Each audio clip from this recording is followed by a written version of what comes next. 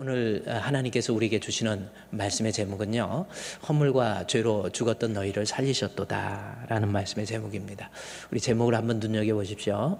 허물과 죄로 죽었던 너희를 살리셨도다 라고 하는 이 말씀은 에베소 2장 1절에 있는 그 내용 그대로입니다.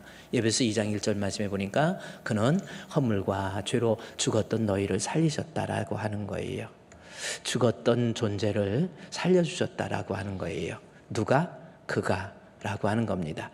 그래서 이 에베소 2장 1절 말씀은 바울이 AD 61년에 기록을 하면서 성도에게 있어서 중요한 것, 우리는 어떤 존재인지 라고 하는 것을 설명하는데 아주 짧은 구절이지만 대단히 중요한 것.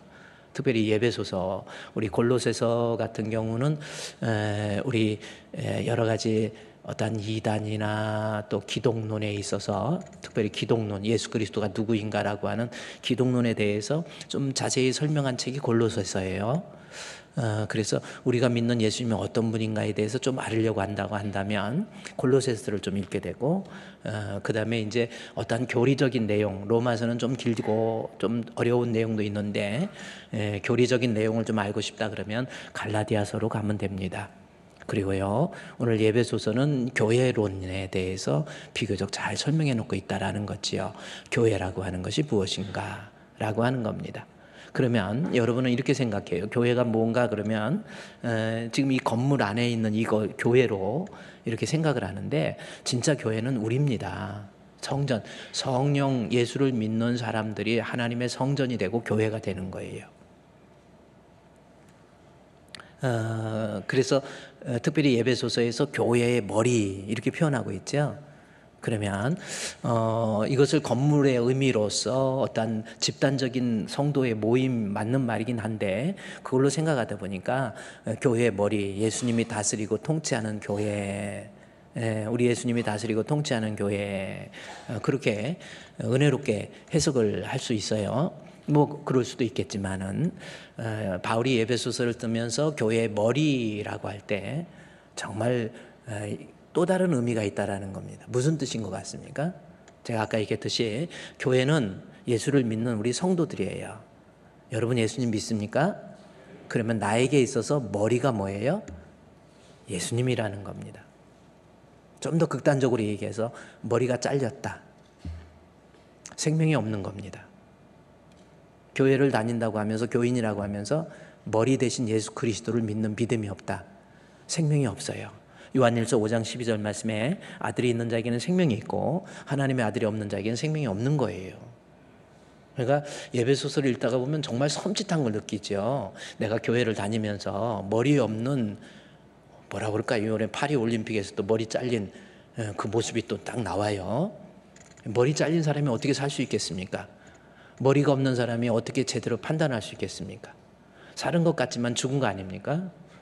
예수가 없는 우리 성도, 기독교인들, 그 사람이요, 생명도 없고 판단도 제대로 못하고요, 어떤 생각도 제대로 못하는 겁니다. 그래서 에베소서를 읽다가 보면은 교회의 머리라고 하는 것을 통해서 나의 머리 대신 예수 그리스도가 제대로 나를 다스리고 통치하고 있는지, 그리고 머리 대신 예수 그리스도를 나의 그리스도로 믿음으로 말미암아 그 생명이 내게 요동치고 있는지, 이런 것들을 점검하기 위해 아주 좋은 책이 에베소서예요. 그래서 이 생명과 연관되는 에베소서인데, 에베소 2장 1절 말씀에서 우리가 어떤 존재인가를 제대로 인식시키고 그리스도의 필요성을 깨닫게 하기 위해서, 에베소 2장 1절은요, 나는 어떤 존재인가를 제대로 깨닫고 이것을 제대로 깨달은 사람이 은혜의 필요성, 그리스도의 필요성을 인식하고 예수 그리스도를 사모하고 예수 그리스도를 자기의 구주로 영접할 수 있거든요. 그렇잖아요. 그래서 에베소 2장 1절을 자세히 보십시오. 그는 이라고 했는데, 그는 이라고 하는 것이 에베소 1장 전체에서 에베소 1장 16절, 14절에서도 예수 그리스도라고 정확히 나와 있고요. 그랬죠? 그는 우리의 속량이 돼서 15절에서도요, 주 예수라는 말을 정확히, 주 예수. 16절, 17절에서도요, 우리 주 예수 그리스도 해서 2장 1절 말씀해 보면 그는 할 때 그는 누구냐면 예수님이에요. 예수님이 우리를 살리신 거예요. 이게 지금 에베소서를 통해서 여러분이 이걸 인식하지 못하고 있지 않습니까? 예수님이 나를 살려주셨다라고 하는 인식이 없는 거예요.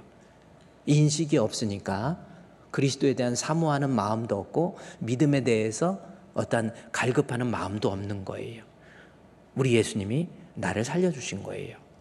이 살렸다라고 하는 것을, 이 단어를 연결고리로 해서 에베소 2장 5절 말씀에 보면은 그리스도와 함께 살리셨다라는 표현을 하고 있습니다. 허물로 죽은 우리를 그리스도와 함께 살려주셨다라는, 살려주시긴 살려주시는데 예수 그리스도와 함께, 동의하십니까? 한번 생각해요. 나를 살려주셨는데 예수 그리스도와 함께라는 표현이에요. With Jesus Christ, 예수 그리스도와 함께라는 겁니다. 이 말씀에 대해서 에베소 1장에서는 1장 7절 말씀에서 보면 예수 그리스도와 함께의 의미가 어떤 의미인가에 대해서 우리는 그리스도 예수 안에서 그의 은혜의 풍성함을 따라서 그의 피로 말미암아 속량, 그러니까 함께 살리셨는데 이 죄사함 받고 살려주신 것이 그의 피, 예수 그리스도의 십자가의 보혈의 피를 통해서 속량해 주셨다라는 거예요. 우리가 살게 된 거 잘 생각해 보세요. 예수님이 살려주셨는데 예수님이 어떻게 살려주셨어요? 그의 피로 말미암아 속량이라는 단어입니다. 여기서 속량이라고 하는 것은 헬라어에 보면은 아폴류타이마이라고 하는 단어를 썼어요. 류라고 하는 단어가 어근입니다. 류, 놓아준다라는 뜻이에요. 노예들을 놓아주는 거예요. 이게 류라고 하는 거. 아폴류트로시스라고 하는 이 단어인데, 이것은 뭐냐면 그냥 놓아주는 것이 아니라 대가를 지불하고 종을 놓아주는 거예요. 그런 의미가 아폴류트로시스라고 하는 단어입니다. 값을 주고 산 거예요. 에베소 1장 7절, 나를 살려주셨는데 에베소 1장 7절 말씀에 그의 피, 예수 그리스도의 십자가의 죽음의 값을 지불해서 속량, 아폴류트로시스라고 하는, 예수님이 대신 십자가에 못 박혀 죽음으로 나를 죄사함해 주시고 나를 사망에서 영생으로 생명을 주신 분이 바로 우리 예수님이다라고 하는 겁니다. 2장 1절 말씀, 다시 오늘 제목도 그 제목인 거예요. 에베소 2장 1절 말씀에 그는 허물과 죄로 죽었던 우리를 살려주신 거예요. 이것을 믿는 것이 믿음입니다. 예수님이 십자가에 못 박혀 죽으셔서 우리 예수님께서 나를 살려주신 거예요. 이것을 믿는 것이 믿음이라니까요. 믿음도 없이 교회 다니고, 믿음도 없이 습관적으로 신앙생활하고, 믿음도 없이 그냥 교회 오고, 믿음도 없이 봉사도 하고, 이런 거 말고 내 모든 신앙생활하는 교회에서 행해지고 있는 모든 신앙적 재행위들은 근거가 믿음이에요. 나를 살리시기 위해서 십자가에 못 박혀 죽으신 예수님, 주님의 은혜에 감격해서 그 마음 가지고 예배 드리는 것이 진짜 예배예요. 여러분, 오늘 예배 어떤 마음으로 드립니까? 그냥 습관적으로 오는 예배 말고 나를 대속하신 우리 주님 앞에 나와서 우리 주님 앞에 예배하는 거예요. 마음껏 찬양도 하고 목소리를 통해서 우리 주님의 성호를 찬양하는, 송축해 내 영혼아 내 영혼아 거룩하신 이름. 그래요. 이전에 없었던 노래로 나 주님을 경배해. 이전에 없었던 노래가 무슨 뜻입니까? 막 맨날 새로운 것으로 찬양하라 이 뜻이 아니에요. 내 마음을 새롭게 해서 나를 대속해 주신 주님의 은혜에 감격하는 마음 가지고 우리 주님 교회에 나와서 예배 드릴 때도 주의 성호를 찬양하는 거예요. 주여 감사합니다, 감사합니다. 말씀을 들을 때도 아멘, 아멘, 아멘. 그것이 예배라고 하는 것도 그리스도의 십자가의 대속의 죽음을 믿는 믿음의 힘으로 예배를 드릴 때에 예배가 달라지고 예배가 살아있고요, 찬양이 달라지고 고백이 달라지고 하나님 앞에 드리는 예물도 내가 달라지는 거예요. 주의 일 하다가 조금 힘들면 원망하고 불평하고 짜증내고 아무것도 아닌 거 가지고 오해하고, 그게 왜 그렇습니까? 상대방이 힘들어서, 아니 환경이 어려워서 그렇습니까? 아닙니다. 왜 힘들어요? 믿음의 배터리가 없는 거예요. 나를 살리시기 위해서 십자가의 대속의 죽음을 죽으신 우리 주님에 대한 감격이 없으니까 신앙생활이 버거운 거예요. 예배도 힘들고 자꾸 원망스러운 것만 생각나고 불평하고 짜증내고 뭐 이런 모습이 아닙니다. 저는 이번에 수련회 가서 봉사하는 그런 모습을 보고요, 정말 제가 은혜를 받았어요. 그 바쁜데 오셔서 휴가를 아이들 섬기는데 와서 봉사하시는 거예요. 주방에 가서 하루만 봉사해 보세요. 얼마나 땀이 많이 나고 그런 줄 아시냐. 음식 만드는 게 쉬운 게 아니에요. 이래저래 어제도 한 100여 명의 우리 청년들, 우리 같이 스태프들까지 100여 명의 음식을 준비한다고 생각해 보세요. 청년들 음식도 제가 볼 때 우리 주풍교회 수양관 아까 나오는 것이 다 우리 수양관에서 드린 거거든요. 얼마나 경치가 좋은지 몰라요. 비가 오고 난 다음에 해서 그런지 그야말로 뺑 돌아봐도 다 산이에요. 그리고 높이가 700m입니다. 해피 700. 700m. 평창 군청에 딱 가보면요, 해피 700이라고 딱 써 있어요. 제가 궁금하면 또 못 참잖아요. 500원 주고라도 내가 배워야지 해가지고 군청에 가서 옛날에 교회 건축허가 그거 하면서 왜 해피 700이 무슨 뜻입니까? 그랬더니 인간이 해발 700m 고지에 있을 때 가장 산소 농도가 좋대요. 그래서 웬만한 질병도 거기 가면 치료가 된다고. 그래서 해피 평창 군이 평균 700m. 그래서 평창이 대한민국의 녹지 수도라고 그러더라고요. 대한민국의 허파래요. 녹지에 있어서 수도. 서울이 수도지만 녹지 수도가 평창이라고 그러면서 그 군청에 있는 그분이 저한테 얼마나 설명을 하는지. 참 그래요. 잠을 조금만 자도 평창에 가면 피곤도 풀리고 아이들 거기다 모아놓고 같이 수련을 하고. 근데 어제도 정말 청년들 얼마나 행복해하는지 몰라요. 한번 와서 보세요. 근데 음식도 아침에 어저께 저녁 늦게 도착해가지고 아침에 이제 식사할 때 그냥 적당히 빵하고 우유하고 주면은 아유 대접하는 사람들도 얼마나 편하겠습니까? 근데 그렇게 안 해요. 양식, 한식 골라서 먹어라 니들이 해가지고 이거를 양식도 있고 한식도 있고 아까 사진 나온 거 있죠? 음식도 맛있게 준비해가지고 애기들이 야 청년들이 와 이런 게 있나 막 그러는 거예요. 그런데 이런 게 있지 그랬죠. 주를 위해서 일하고도요 그렇게 피곤해서. 그래서 어저께 봉사하고 저녁 늦게까지 하고 제가 집에 오니까 한 10시 반쯤 됐더라고요. 그래서 봉사하신 분들 우리 안흥에 가면 찐빵집이 있어요. 안흥찐빵. 우리 평창에 오가는 중에 안흥찐빵이라고 있습니다. 유명해요. 근데 그 안흥찐빵이 원래 이름이 할머니 심순례 할머니가 안흥찐빵을 만들어서 안흥이라는 그 읍을 그렇게 성장 만들어 놨거든요. 그랬더니 서울에 있던 어떤 청년이 안흥찐빵이라고 하는 것을 브랜드 상표 등록을 해버려 가지고 그 할머니가 그 이름을 못 써요. 안흥찐빵. 그리고 그 청년이 이제 지만 쓰는 거예요. 나빴지요? 응? 그랬는데 그래서 그 안흥찐빵에 보면 앞에 다른 말을 붙였어요. 면사무소 안흥찐빵이라고. 안흥찐빵 이름만은 못 쓰니까. 세상이 그랬어요.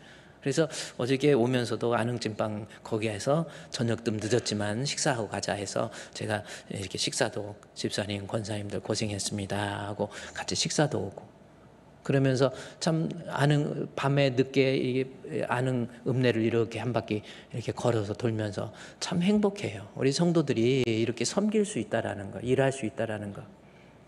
허물과 죄로 죽었던 나를 살리신 우리 주님의 은혜에 감격하다 보면 이렇게 마음껏 일도 할 수 있고 헌신도 할 수 있고 수고할 수 있는 거예요. 뭐 그뿐이겠습니까? 얼마나 수고를 많이 하시는데요. 우리 각 부서에서 섬기시는 그런 분들 보면 그래요. 이 떼약볕에서 차량 안내, 차량 운전 아침에 일찍 나와서 성가대 연습하고 어떤 사람은 성가대 연습 아침 일찍 나와서 하니까 목사님 그거는 내가 안 해. 왜요? 아침 일찍 나오는 게 얼마나 힘든데요. 모처럼 주일날 아침이라도 좀 쉬어야죠 하고 짜짜시 저를 쳐다보면서 이야기를 엄청나게 뻔뻔하게도 얘기. 근데 이런저런 것들이 그렇게 힘든 이유는 한 가지예요. 허물과 죄로 죽었던 나를 살리셨다라고 하는 이 믿음이 없으니까. 이게 힘들어지는 거예요. 여러분 혹시 지금 시험 든 상태입니까? 무엇 때문에 막 억울하고 마음이 막 하고 막 이렇게 하고 뭐 때문에 혹시 시험 들었습니까? 설교를 들어도 은혜가 안 되고 설교하는 목사님 한번 쳐다보려고 이렇게 했더니 자기를 짜짜지 쳐다봐서 고개도 못 들고 처음부터 끝까지 짜짜지 여러분 쳐다보는 게 아니에요. 이 모니터가 있기 때문에 모니터가 여러분이 모니터를 보면 여러분 쳐다보는 것처럼 느껴져요. 여러분 안 봐. 그렇게 느껴지는 거예요. 자꾸 오해하고 불평하고 짜증나. 이 모든 것 믿음이 없어서 그래요. 그래서 바울이 에베소 교회를 향해서 에베소 2장 1절 말씀에 허물과 죄로 죽었던 너희를 살리셨도다. 아멘. 이것을 믿는 것이 믿음입니다. 그런데 허물과 죄로 죽었던 너희를 살렸다고 그랬는데 너희를 살리셨다고 그랬는데 예수님이 그런데 그 너희는 어떤 존재였는지 이거를 바울이 에베소 2장 2절부터 깨닫게 함으로 그리스도의 필요성을 인식하도록 만들고 싶었던 거예요. 그러면 허물과 죄로 죽었던 살려주셨는데 예수님이 나는 어떤 존재였어요? 허물과 죄로 죽었다라는 겁니다. 내가 예수 믿기 전에는 여러분 이렇게 살아서 움직인다고 잘난 체 하지 마시고요. 좀 배웠다고 실력 있다고 돈 있다고 꺼들거리지 마시고요. 나는 어떤 존재예요? 예수님 알기 전에 예수님 믿기 전에는 죽은 거예요. 여기서 죽었다 사망이다라는 것은 하나님과의 단절입니다. 죄 때문에 죽은 사망 그거예요. 이러한 나를 우리 예수님이 살려주신 거거든요. 그러면 너희는 허물과 죄로 죽었다고 그랬는데 이 허물과 죄로 죽은 이 죄인의 모습을 2장 2절에서는 뭘로 표현하고 있는지 다시 말해서 2장 2절을 통해서 내가 하나님 앞에 허물과 죄로 죽은 그러한 모습이 아직도 예수 믿지 못하는 모습으로 있다고 한다면 그런 모습이 나타나는데 허물과 죄로 죽은 사람은 2장 2절 말씀에 나온 것처럼 이 세상의 풍조를 따르고 공중의 권세 잡은 자를 따라다닙니다. 공중의 권세 잡은 자 누굽니까? 우리는 그냥 막연한 공중의 권세 누가복음 10장 18절 말씀에 보면은 세상 공중 같은 단어거든요. 세상 누가복음 10장 18절에 사탄이 하늘로부터 여기 하늘이라는 말이 나오죠. 공중이라는 단어와 같은 겁니다. 그러니까 사탄이 하늘 공중으로부터 이 말씀이 나와요. 그러면 다시 에베소 2장 2절 말씀에 공중의 권세 잡은 자는 누구냐면 사탄 마귀를 이야기하는 거예요. 그렇죠? 이때 당시에 사람들의 에베소를 기록할 당시에 AD 61년들의 사람들의 세계관 속에서는 이 세상의 우주를 어떻게 생각을 했냐면 하늘이라고 하는 것은 하나님과 천사들이 거처하는 곳, 세상이라고 하는 육신이라고 하는 것은 땅이라고 하는 것은 인간이 거처하는 곳, 그 다음에 공중이라고 하는 것은 마귀, 타락한 천사 루시퍼가 거처하는 곳, 그게 곧 공중이라는 단어로서 그들이 생각하고 있었다라는 거예요. 따라서 나는 어떤 존재? 에베소 2장 2절 말씀에 허물과 죄로 죽었던 너희를 살려주셨는데 나는 공중의 권세 잡은 즉 사탄에 의해서 사탄의 졸개가 되어서 사탄의 종이 되어서 쫓아다니는 거예요. 사탄이 시키는 대로 마귀가 시키는 대로 그렇게 살아가는 거예요. 이게 옛사람의 내 모습입니다. 그러면 이 사탄이 공중의 권세 잡은 자가 어떻게 합니까? 곧 지금의 불순종의 아들들 무슨 뜻이에요? 불순종의 아들들 하나님의 존재를 거부하고 하나님 믿기를 거부하고 하나님을 대적하고 하나님을 향해서 저항하는 자들 이런 사람이 불순종 그러한 사람들 즉 하나님의 존재를 거절하고 하나님을 향해서 대항하는 이 사람들 가운데 사실은 공중의 권세 잡은 마귀가 역사하는 거예요. 역사라고 하는 것은 흔드는 거예요. 마귀가 내 마음을 여러분 그래서 예수 믿기 전에 우리 인간들은요 모두가 다 죄인이기 때문에 마귀가 그 사람의 마음을 자꾸 흔들고 조종하고 주관하고 이끌어가고 막 이러는 거예요. 여러분은 어떤 존재였어요? 마귀에 의해서 내 생각 그래서 생각 그 다음에 의지 행동이라고 하는 거. 제가 그렇잖아요. 마귀가 내 마음을 지배하면 내 생각 자체가 늘 부정적이고 그다음에 의지라고 하는 거. 이 의지라고 하는 것, 프리드리히 니체가 사용한 말 중에서 많이 사용한 말이 의지라고 하는 거. 의지의 어떤 철학, 이성의 철학에서 의지의 철학으로 발돋움하면서 그쪽으로 나온 사람이 니체지요. 망치를 든 철학자라고 해서 1884년도에 태어난 독일의 프리드리히 니체입니다. 어쨌든 이 니체에 의해서 이 의지라고 하는 거, 의지, 내 행동의 어떤 마음속에서 가지고 있는 어떤 이상이나 꿈이라고도 표현할 수 있는 건데, 마귀가 지배하면 세상의 꿈도요, 세상에 살면서 나 세상에서 인정받고 출세해야지, 이것만 생각해요. 이것이 내 삶의 의지가 돼서 내 삶을 이끌어가는 삶의 원동력이 돼버리는. 행동은 어떻습니까?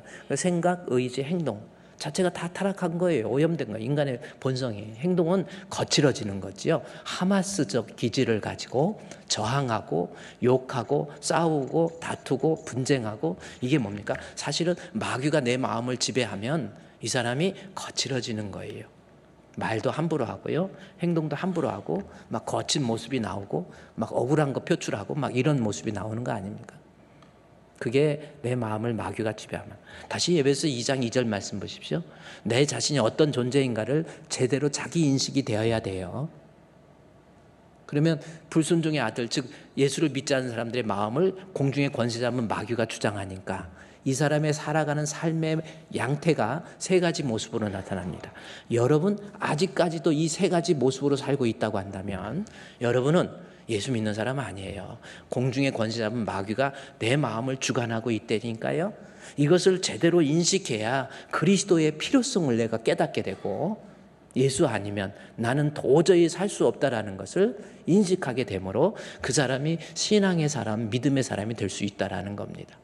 자, 그러면 공중의 권세 잡은 마귀가 지배를 하면 첫 번째, 오늘 2장 2절에 나온 것처럼 그 가운데 행하게 되고 이 세상의 풍조를 쫓아다녀요. 그러니까 이 풍조를 따르고라는, 이 세상의 풍조를 따라서 살아가는 거예요. 그게 여러분 세상의 풍조. 그다음에 내가 한 장짜리로 보면요, 2장 2절부터 쭉 말씀해 보면은 공중의 권세 잡은 마귀가 나를 사로잡으면 옛날에는 어떤 모습이냐면 살아가는데 이 세상의 풍조를 따라요. 그다음에 또 하나는 육체의 욕심. 영적인 건 별 관심 없어요. 그냥 육체적으로 잘 먹고 잘 살고 출세하면 되는 거예요. 영적으로 부자 되는 것보다 육신적으로 부자 되는 걸 더 추구하고, 영적으로 병든 거에 대해서는 별 심각성을 못 느껴요.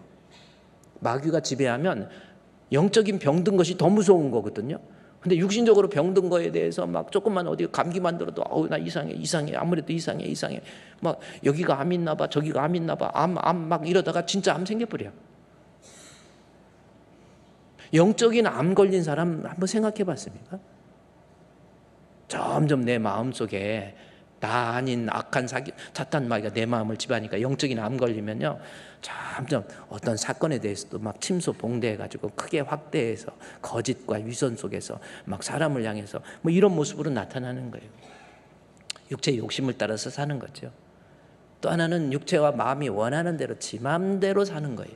이 세 가지가 우리의 실체이고요, 예수 믿기 전에 우리의 나의 모습이라고 하는 걸 인정할 줄 아는 것. 그래서 바울이 2장 2절에서 허물과 죄로 죽었던 너희를 살렸는데 너 사실은 그때 너는 어떤 존재였어요? 그때, 그래서 2장 2절에 그때로 시작하는 거예요. 허물과 죄로 죽었는데 그때 너는 어떤 존재인가를 제대로 인식해야 2장 1절 우리 주 나를 살리신 주님의 은혜에 감격할 수 있고 구원을 얻을 수 있다는 것을 이야기하는 겁니다. 자, 그러면 자기 자신의 실체를 제대로 인식하기 위해서 한번 여러분 오늘 이 말씀 앞에 한번 나는 지금 이 세상을 살아가는데 과연 이 세상의 풍조를 따라서 살아가고 있는지 라고 하는 겁니다. 그때 그러면 세상의 풍조라고 하는 것이 뭐냐면요, 이 풍조는 제가 그랬죠. 여러분 지금 내 자신이 지금 살아가는데 과연 내게 있어서 중요하게 여겨지고 있는 가치는 무엇이고 나는 살아가는 삶의 방향이 뭔지 너무나도 중요한 거예요. 자기 자신이 어떤 모습으로 살아가는지 하나의 풍조를 보면 알 수 있는 거예요. 내가 과연 마귀에 속해 있는지. 그러면 이 풍조라고 하는 것은 이 에베소 2장 2절 말씀에 세상의 풍조라고 나와 있는데 이 풍조라고 하는 것은 그냥 시대라는 뜻입니다. 헬라어로 아이오나라는 단어예요. 그냥 시대예요. 그렇죠? 이 시대. 그런데 여기서는 이 시대 앞에 아주 중요한 말을 바울이 마귀에게 지배를 받으면, 마귀에게 소속돼 있으면, 공중의 권세 잡은 자가 나를 지배하면 2장 2절에 그냥 풍조 앞에, 이 앞에 뭐가 있느냐면, 너희는 그 가운데 가서 이 어떤 풍조? 세상의 풍조라고 나와 있죠. 이걸 따라가는, 이제 풍조는 이 시대, 자기가 이 시대를 살아가면서 자기의 살아내는 삶이 세상의 풍조, 이 세상은 뭐냐면 뒤에 나와 있는 공중의 권세 잡은 자를 표현하는 또 다른 표현이란 말이에요. 그러니까 마귀의 어떤 지배에 의해서 가치관이 만들어지고 그 가치관에 의해서 형성된 어떤 문화나 그 다음에 유행이나 어떤 그래요 풍조나 가치나 이런 것을 따라서 살아가는 거예요. 그러면 예배서 2장 2절 여러분 한번 다시 해보세요. 내가 어떤 존재였습니까? 예수님 나를 살리시기 이전에, 아니 지금도 예수를 믿지 않는 사람들에게는 살아가는 모습이 뭐예요? 공중의 권세 잡으니까 세상의 풍조, 이 세상의 즉 죄로 인해서 오염된 인간의 가치관, 그냥 좋은 가치관이 죄로 인해서 오염된 인간의 가치관에 의해서 형성되어진 이 사회의 어떤 규범이나 가치나, 그래요? 오염된 인간의 가치에 의해서 형성된 뭐 규범이나 가치나 유행이나 전통을 자기의 삶의 표준으로 삼고 있는 사람, 이 사람이 아직도 예수를 믿는다고 하지만 믿지 않는 성도의 모습이에요. 여러분이 삶을 살아갈 때 무엇을 따라서 살아가는 거죠? 제가 지난주에 잠깐 얘기하면서 이 파리 올림픽, 이때 당시에 에베소서를 기록할 당시에 있어서의 세상의 풍조는 뭐였냐면, 제가 그랬죠. Power is justice라고 하는, 파워, 힘이 정의라니까요. 이기면 정의로운 거예요. 그러나 지면, 루저는 이거는 정의롭지 못한 거예요. 그러니 정의라는 게 뭐예요? 이때 당시에 세상 살아가는 사람들은 과정이야 어쨌든 속이든 죽이든 때리든 어떻게 하든지 간에 이기면 그게 정의로운 거. 이게 그 사람들의 가치관이고 그 사람, 세상 사람들이 거기에 그 풍조의 유행에 따라가는 거예요. 제가 그래서 배너 이야기 했잖아요. 이기면. 근데 그 풍습이 오늘날도 우리에게도 이기면 되는 거예요. 뭐 가서 거짓말 하든 속이든 뭐 하든 그냥 이기면 돼. 이게 정의로운 거예요. 과정이야 어쨌든지 간에. 그래요. 뭐 시장이 된다, 뭐 국회의원이 된다, 뭐 과정이야 어쨌든지 간에 이제 이기면 된다라고 하는 거예요. 이기면 정의로운 거예요. 승자가 독식하게 되는 그러한 풍조가 아직도 우리 가운데, 돈을 벌어도 사기를 치든 뭐든 하든 그냥 벌면 된다라고 하는, 이게 세상의 풍조예요. 그러나 예수 그리스도가 그 마음을 지배하면 가치관이 달라져요. 주님의 뜻을 먼저 생각하고 주님이 원하시는 것이 아니라고 한다면, 주여 제가 내려놓겠습니다, 안 하겠습니다, 달라지는 거예요. 세상의 풍조가 그렇게 흘러가는데, 요즘 같은 시대에서는 저는 제가 그 파리 올림픽을 이야기하게 된 지 얼마 안 남았죠. 내일 모레인가 끝나나요? 파리 올림픽. 일본이 우리 뒤에 있어서 얼마나 기분이 좋고 밥맛이 있든 그랬는데, 일본이 우리보다 확 앞질러 버렸어. 지금 4등이 됐나요? 4등이 됐어. 근데 그냥 그 사람들도 열심히 했으니까. 그 사람은 우리나라도 잘한 거예요. 그 사람 인구는 우리 2배잖아요. 1억 명이 넘잖아요, 인구는.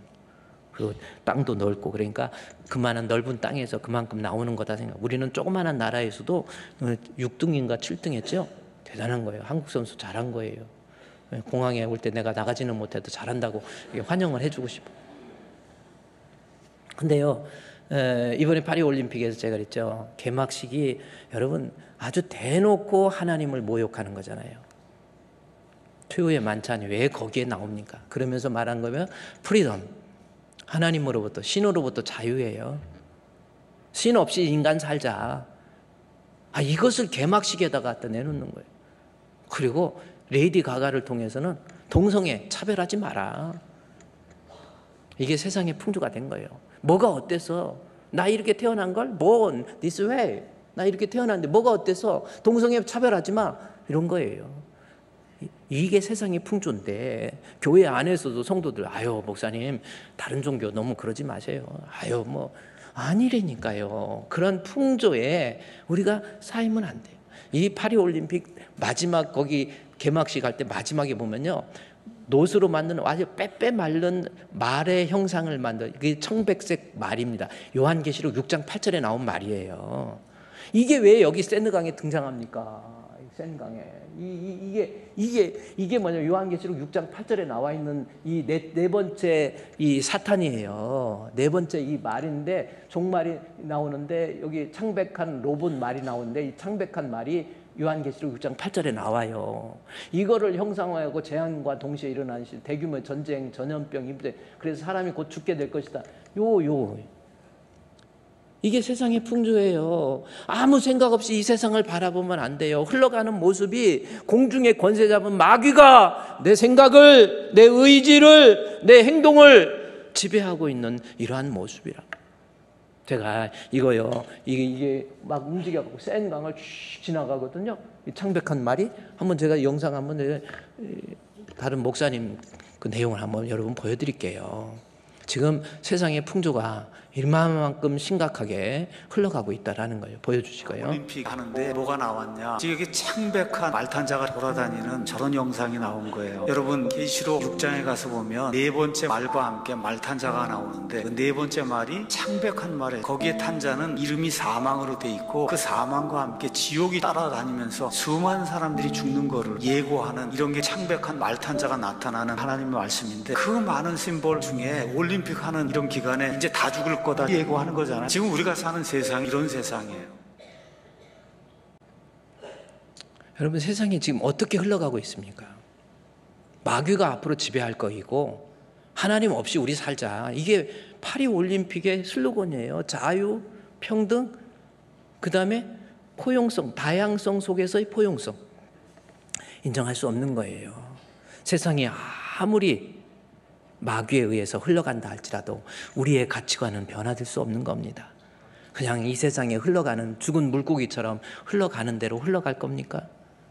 brave, 용기를 가지세요. You do have bravery. 일론 머스크가 그래도 제대로 된 말을 한번 하더라고요. 대단한 일론 머스크, 이 자동차 뭐죠 그거? 예? 예? 대단한 분이에요. 이분이 그래도 딱 이 세상에 대해서 without bravery, Christian will perish. 뭡니까? 만약에 여러분이 without bravery, 용기 있게 이 세상을 향해서 죽은 물고기처럼 쫓아다녀 버리고 세상에 타협을 해버리면, 여러분이 용기를 가지라고, without bravery, 용기 없으면 Christian will perish가 뭡니까? 멸망할 거라는 거예요. 생각해 보세요. 진짜 그렇잖아요. 만약에 동성애, 기독교 내에서도 어떤 목사, 여러분 목사랑 똑같은 목사가 아니에요. 무식해가지고 엉터리 방터리가 얼마나 많습니까? 전부 다 기독교에서도 예를 들어 동성애 인정한다고 생각해 보세요. 전부 다 동성애야. 며느리가 왔는데 안녕하세요 장인어른, 막 남자 목소리 나오고, 며느리가 남자야. 사이가 어머 안녕. 아니 이게 존재합니까? 존재할 수 없는 거예요. 우리는요, 그래서 세상의 풍조, 이 세상의 풍조에 내가 같이 타협해서 쫓아다니면 안 돼요. bravery, you do have bravery, Christianity will perish. 용기 없으면 무너지는 거예요. 끝까지 용기를 가지고 십자가 군병답게 누가 뭐라고 해도 하나님 말씀 붙잡고 말씀대로 살아가고, 말씀이 나를, 내 삶을 이끌어주는 거. 이게 무너지니까 이게 심지어 교회 안에 들어오는 거예요. 오늘날 교회 안에서 여러분 WCC, WEA, 에큐메니컬 무브먼트라고, 여러분 이런 것도 이렇게 한 번씩 나오면 무슨 뜻인지를 알아야 돼요. 이 WCC, 에큐메니컬 무브먼트, WEA, 무슨 권투 WCC 챔피언 뭐 이런 게 아니고요. 이 WCC라고 하는 것은 World Council of Churches라고 하는 세계 교회 협의회라고 하는, 그야말로 세계 교회 협의회, 이름 좋지요. 세계 교회가 같이 협해서 세계 교회. 에큐메니컬 무브먼트라고 하는 건 뭐예요? 교회 일치 운동이에요. 에큐메니컬 무브먼트라는 거지. 교회를 하나 되자. 천주교든 불교든 유교든 그냥 불교든 어떤 거 다 들어와도 돼. 누구를 믿어도 상관이 없어. 잘만 믿어. WEA 이거는 여기 WCC에 좀 반항을 해서 WEA 세계 복음주의라고 이렇게 하는데 복음주의 아니에요. 신복음주의. 이 WEA 다 이게 뭐 온누리 교회 이런데 지구촌 교회 뭐 이런데 다 여기 들어가 있잖아요. 명성교회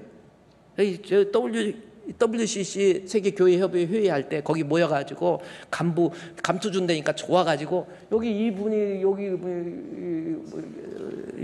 그 유명한 여기 참석하고 나서 오직 예수라고 하는 것을 교회 앞에 새겨놨는데 그것이 얼마나 명성이 있었습니까? 오직 교회, 오직 예수. 그 명성이 있는 그 교회가 오직 주님으로 싹 바꿔버렸어. 그러니까 예수만이 구원이 아니고 너도 다 잘 믿어. 이거 다 각색 이상한 것들 다 모인 거예요. 이게 아니 또 다른 사진 봐. 여기 보세요. 여기도 여기 이분이 여기 있는 거예요. 이거 뭐 불교 얘는 또 여기 왜 와 있어? 이건 또 샤머니즘적인 어떤 세상의 불교든 막 라마 잡교 이것도 이거 이상한 여자 있거든요. 여자라서 제가 저기 하는 것이 아니라 원래 불교에 있다가 기독교로 바꿨다고 그러면서 이건 불교도 아니고 기독교 아니야. 온갖 잡교들 잡놈들이라고 내가 얘기하지만 이게 다 모여가지고 우리 예수만 믿지 말고 불교도 괜찮어, 천주교도 괜찮어, 자 가서 잘해. 어떻게 생각하십니까? 타협할 수 없어요. 아까 제가 이 사진 앞에 구원은요, 예수님만이, 사진 한번 띄워줘 보세요. 구원은 예수님만이 우리의 구세주가 되는 거예요. 다른 이로서는 구원을 받을 수 없나니 사도행전 4장 12절이에요. 세상에 예수 이외에는 구원의 방법이 없어요. 사도행전 4장 12절 외워놓으셔야 돼요. 사도행전 4장. 왜냐하면 제 생일이 4월 12일이라서 다른 일에서는 구원 못 받아요. 방법 없어요. 이것은 타협할 수가 없는 거예요. 그러면서 예수 그리스도 없이 모든 종교 사람들이 구원을 얻는다? 착각하지 마십시오. 예수님이 우리는 오직 예수만이 나의 죄를 없앨 수 있고 이 어떠한 세상의 풍조에 흔들리지 마세요. 그저 우리 예수님 나의 죄를 씻기는 예수의 피밖에 없네. 다시 성쾌하기도 예수의 피밖에 없네. 아멘. 예수님만이 유일한 구원의 길이라고 하는 거예요. 세상의 풍조가 요즘에는 이 WCC, WEA, 에큐메니컬 무브먼트 이것뿐만 아니고요. 교회 내에 그런 것은 아닌 것 같은데 목사가 무식해서 내가 이 정동수 목사 아까 청백색 말 그거 나온 거 보면은 좀 입에 담지도 못할 정동수 목사는 킴 제임스 버슨 이단 아니에요. 이단은 아니고 거기에 아주 성경적으로 킴 제임스 버슨 성경을 가지고 설교하시는 분이에요. 그런데 거기에서 보면은 목사들이 무식해가지고 공부도 치지리도 못해. 부끄러워서 말도 못하니까. 공부도 지지를 못해갖고 그래서 목사 되겠다는 사람 반에서 성적 증명서 우리 교회처럼 성적 증명서 떼어와가지고 10% 밖에 있으면 너는 목사 되면 안 돼. 왜 그렇습니까? 아는 게 많아야 돼요. 실력이 없으면 성경 해석 못합니다. 할 수 없어요. 제가 한 말이 아니라 그거 제가 틀어드릴까 하다가 그런데 교회 안에 목사가 성경 해석학적 능력이 없으니까 지 마음대로 해석을 해. 그래서 어떻게 해요? 성경 본문 읽어놓고요. 성경 그냥 지난 우리 몇 주 전에 등록하신 분이 영국에서도 계속 계시다가 한국말도 안에는 한국말이 좀 서투르시더라고. 근데 그분이 우리 교회를 등록을 하면서 그래요. 교회를 찾기 위해서 다 돌아갔고 어떤 교회 다 다녀봤는데 다 성경을 읽어놓고 본문 읽어놓고 성경을 덮어놓고 설교한다라는 거예요. 왜 그러죠? 그래서 덮어놓고 믿는 거예요. 내가 그래서. 목사는요 성경학교 선생님이 되어야 돼요. 성경을 가르쳐야지요. 성경을 무식해가지고. 그래서 베드로 후서 1장 20절 말씀에 보면 어떤 말씀인지 성경은 절대로 사사로이 풀면 안 돼요.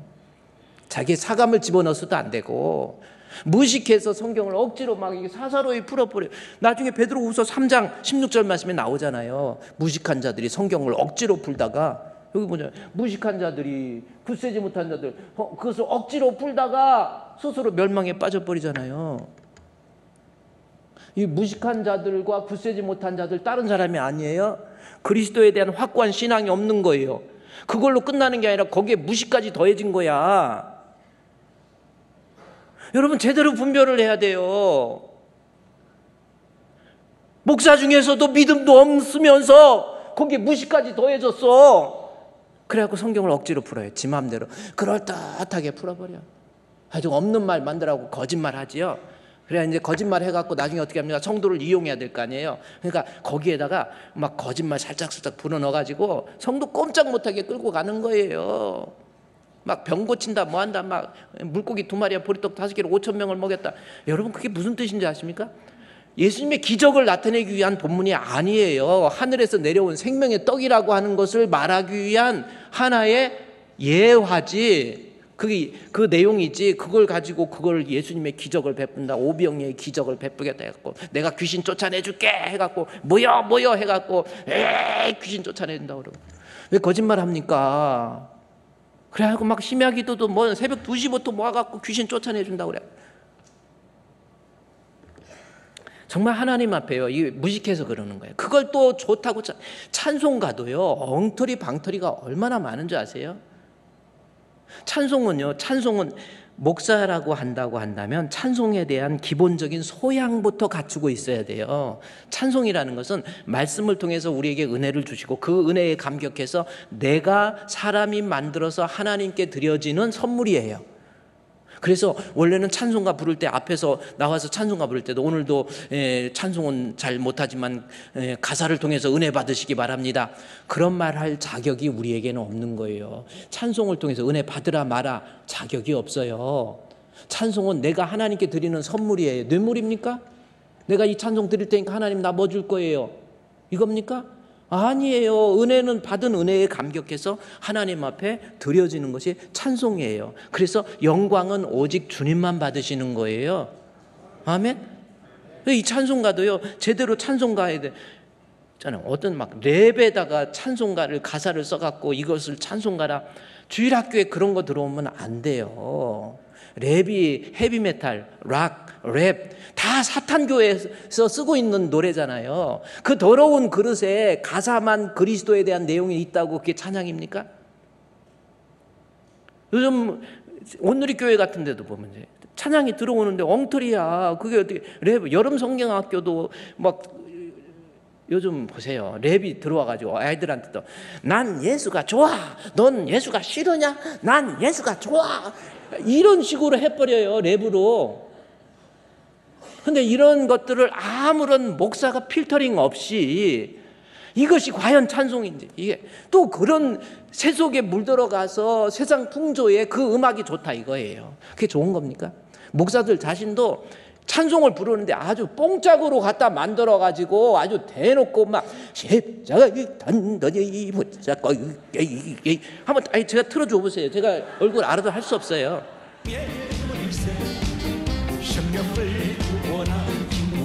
다 뽕짝으로 이건 찬송이 아니에요. 이거잖아요. 관광버스 저러고 좋다고 막 불이 내려왔다 화광이다 해가지고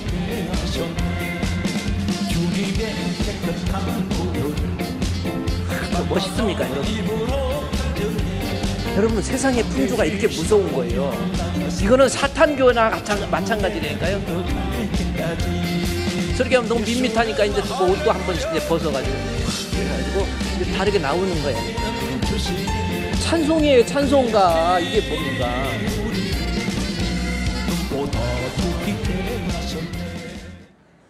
아, 네. 아이 지우세요. 더 인기 있잖아요. 저도 저도 이제 한갑도 넘고 이제는 하나님 앞에 갔을 때 심판 받을 거 먼저 생각해야 되잖아요. 세상에서 쇼한다고 성도들 모아놓고 해가지고 이러고 다닐 게 아니야.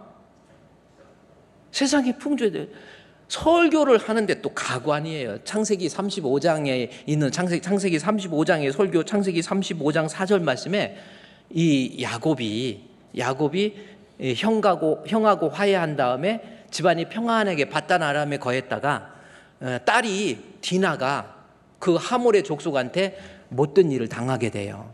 집안에 큰 문제가 생겼죠. 아들들이 내가 이것들 복수해버려야지 해서 다 사람을 죽여.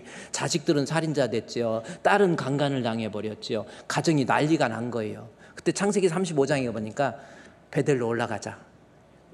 야곱이 그래요. 애들 다 모아놓고 왜 우리 가정이 이렇게 어렵지? 왜 이렇게 힘들지? 이 가운데 있는 하나님의 뜻이 무엇이지?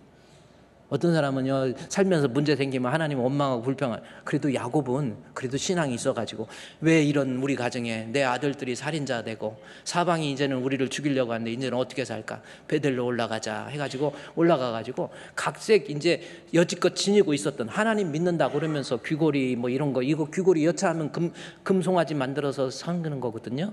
이런 거 빨리빨리 내 해가지고 다 뺏어가지고 야곱이 받아서 그것을 세겜 근처 상수리 나무 아래에 묻었다라는 표현이 있어요. 그렇죠? 여러분도 혹시 문제가 생기면 내가 감기만 들어도 하나님, 내가 버려야 될 것은 무엇이고 묻어야 될 것은 무엇입니까? 이것을 찾아야 되는데 참 야곱도 잘했지요. 그랬더니 하나님께서 나중에는 사면을 야곱을 힘들게 한 사람을 두렵게 하고 그 다음에 야곱에게 복을 주셨다. 저 내용이 나와요. 그런데 저 내용을 가지고 설교하는데 기가 막히더라고요.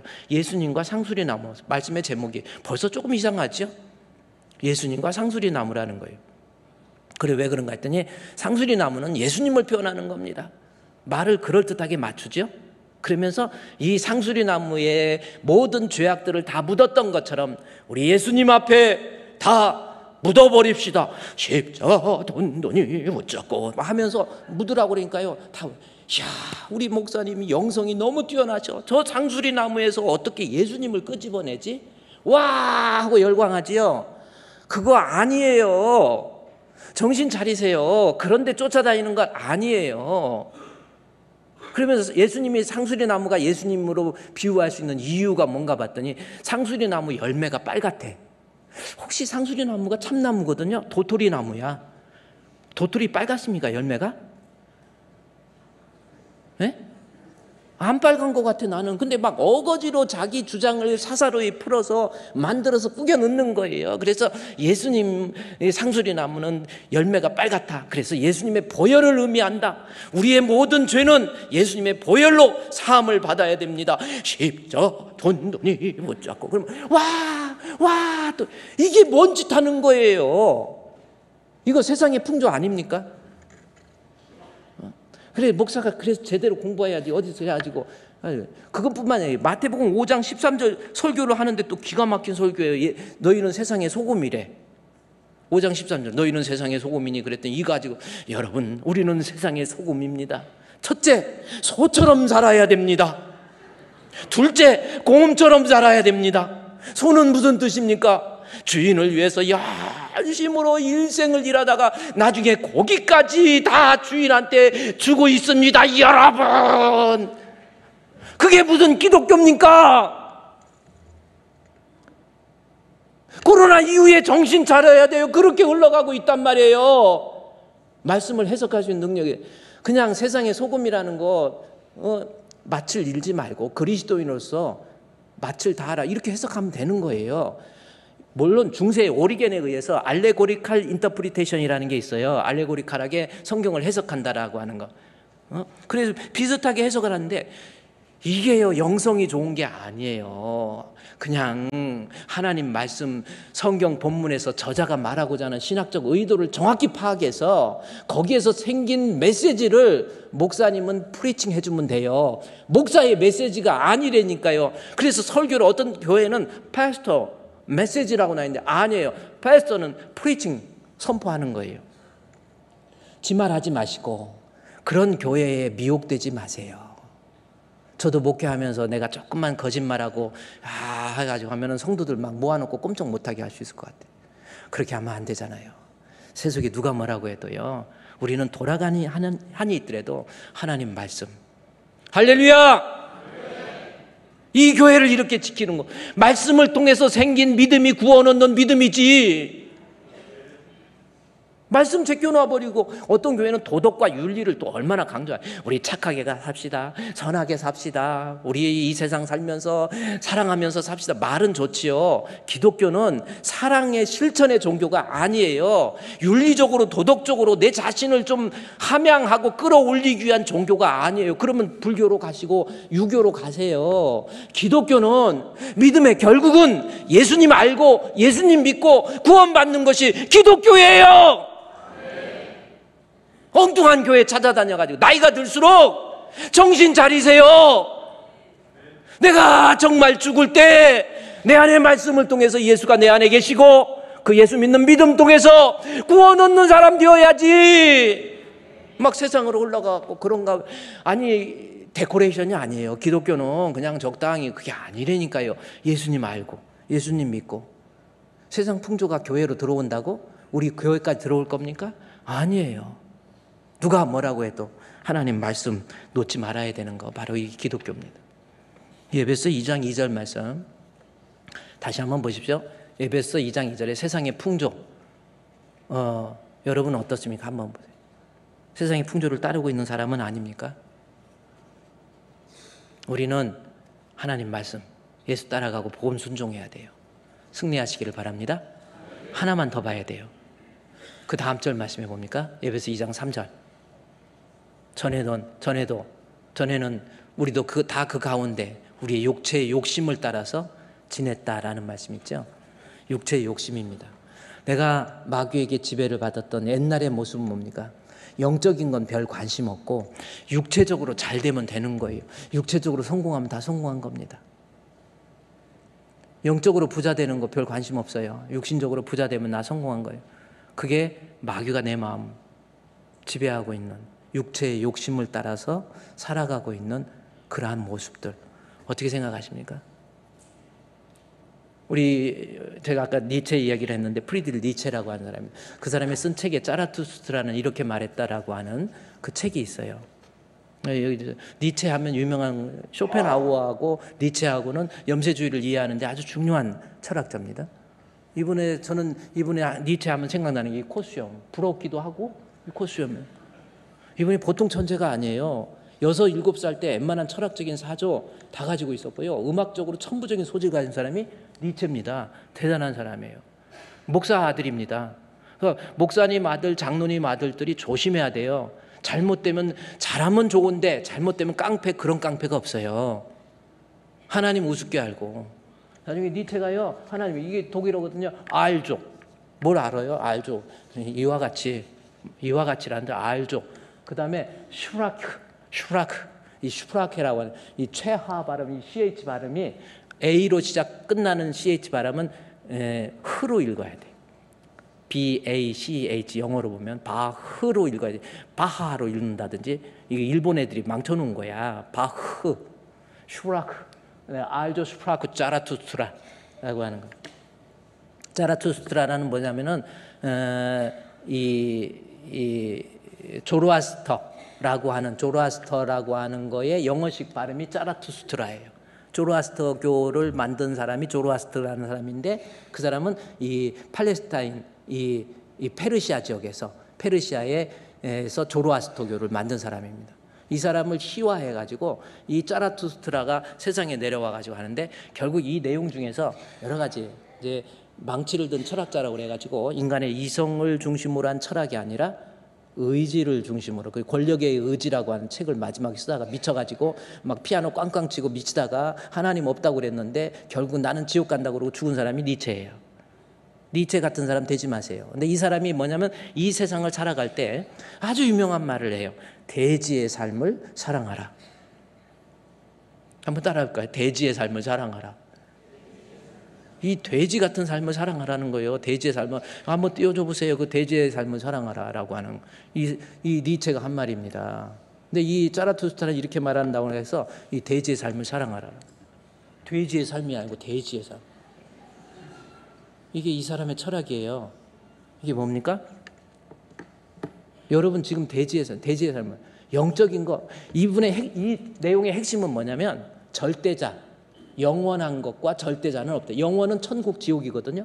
그래서 영원한 천국도 없고 지옥도 없고, 그래서 영원한 것도 없고 절대자 하나님도 없다. 신은 죽었다. 인간이 만들어낸 것이 신이지 신이 인간을 만든 것이 아니다. 그러면서 인생을 살아갈 때 이제 육신적인 내 이 세상에서 삶을 사랑하면서 살아라. 신은 죽었다. 이래놓고 1844년도에 태어나갖고 막 좋다고 이러고 다니고 바람 피우고 다니고 결혼은 안 하고 매독 걸려가지고 정신병. 매독이 정신병 드는 거거든. 여러분 매독 조심하세요. 여기는 별로. 그래가지고 매춘행위 해가지고 결혼도 안 하고 저기 해가지고 1887년도에 미쳤어요. 하나님 없다고 그러더니 나중에 막 피아노를 꽝꽝꽝꽝 막 치면서 미쳐갖고 막 하고 나중에는 난 지옥에 간다 하고 죽었어. 하나님 분명히 살아계세요. 대지의 삶만 사랑하면서 살 겁니까? 교회를 위해서도 봉사 좀 하세요. 영적인 걸 위해서 봉사 좀 하세요. 우리 저기 김준수 집사님 아멘 아멘 하는데 이번에 수련회 가가지고 주방에서는 보통 여자 권사님들이나 이런 집사님들이 가서 그 땀 내면서 봉사를 하는데 거기 들어가 계시더라고요. 그래서 저분이 왜 들어갔는가 해서. 그런데 음식을 만들어냈는데 음식이 그런 대로 맛있더라고요. 카레를 했는데 괜찮더라고요. 이게 좀 맛있다 그랬더니 목사님 사실은 김준수 집사님이 양파인가 뭔가 자르다가 손가락을 좀 잘라서 집어넣었어요. 그 옛날에 우리 어렸을 때 중국집 짜장면집에 사람 고기 들어갔다 온 그 느낌이 쫙 들면서 그래도 순수가 맛있네 있네 이렇게 이러세요. 그래서 손가락 지금 나왔어요? 손가락 잘리 땀 펄펄 내면서 봉사하는 거예요. 대지의 삶을 사랑하는 사람, 주를 위해서 일하는 거 아까워서 못해요. 진짜 일하는 건 안 해. 땀나는 거 안 해. 봉사 안 해. 이번에 수련회 제가 찬조 때 오늘 이렇게 오다가 보니까 주보에 보니까 주보에 삽지가 들어있더라고요. 삽지의 내용이 뭔가 했더니 2023년 여름 행사 찬조금 내역 해가지고 이것이 주보에 들어가 있더라고. 찬조금 내역이요. 그래서 제가 빼라고 그랬어요. 왜냐하면 찬조하지 못한 분들이 마음이 그분들도 하고 싶었는데 오직 했겠냐. 그래서 이거를 집어넣지 마라 해갖고 여기 보니까 했는데 아니 사람이 얼마나 많이 왜 삽지로 했냐니까 주보에다가 기록할 수 없을 만큼 사람들이 찬조한 거예요. 이거 보세요. 사람들이 찬조 양쪽 뒷면에 수천만 원이 나왔어. 찬조가. 육신적으로 돈 안 아까운 사람 없어요. 제가 며칠 전에 우리 청년들 가는데 어떤 청년하고 통화를 하는데요. 아직 결혼을 안 한 좀 나이가 있는데 결혼을 안 했는데 제가 이렇게 표현하면 100만 원이라는 헌금을 우리 청년들한테 찬조한 거예요. 그래서 이게 뭐지? 그랬더니 이야기하는 거예요. 목사님, 나도 청년 때 이 교회에서 교육을 받았는데 그때 장로님 이야기라 백장로님이 수련회에 오셔서 수박도 사주고 격려도 하면서 용돈도 주셨는데 그것이 생각이 나서 나도 이제 나이가 들어서 이제 청년부는 이제는 아니지만 내 다음 세대한테 나 받은 은혜 전달해야지요. 나 받은 은혜 전달해야지요. 그분에게 100만 원이 작은 돈이 아니에요. 대지의 삶을 사랑하면 내 것 모으고 돈 하나 못 써요. 근데 제가 정말 감사한 게 아니 막 이게 찬조가 이렇게 많이 들어오네요. 코로나 때 우리 교회는 또 여러분 내가요 이 세상 살면서 마귀에게서 지배를 받으면 생각이 틀려지는 거예요. 공중의 권세 잡은 자가 나를 육체의 욕심대로 나 잘 먹고 잘 살고 돈 벌고 돈 모으고 막 하고 사랑도 좀 은혜도 흘려보내세요. 받은 은혜 좀 흘려보내고. 그래 어제 청년들이 같이 이제 이게 하는데 막 그늘 막 쳐주느라고 또 일하는 분들이 고생해갖고 그늘 막 쳐주니까 그 밑에서 또 그늘 막 밑에서 아이들이 고기 먹으면서 좀 더 더울 것 같다고 밑에다 돌에다 물 쫙 뿌리고 해서 고기 구워주고 하는데 제가 이제 좀 늦게 읍내에 갔다가 와서 좀 가서 앉아 있었더니 우리 청년들이 와갖고 목사님 우리 주품교회 너무 좋아요. 너무 행복해. 이렇게 성도들이 받았던 사랑을 저희들한테 베풀어 주셔서 우리도 여기서 배웠으니까 사랑 베풀 거예요. 제가 그랬어요. 앞으로 인생을 살면서 육신적인 것만 위해서 살지 말고 영적인 일에 대해서 좀 부자 되라고 승리하시기를 주의 이름으로 축원드립니다.